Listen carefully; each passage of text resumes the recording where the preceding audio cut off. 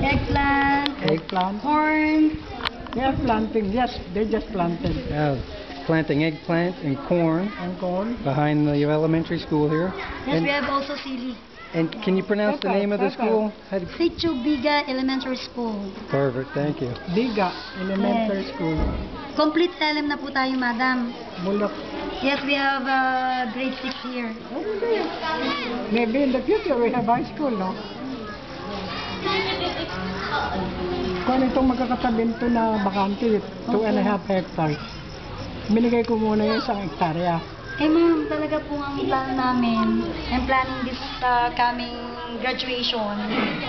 First time po mag-graduate po yung mga bata. Talaga po pinag-usapan po namin ng mga guro na kayo po ang kukunin talaga po namin guest speaker.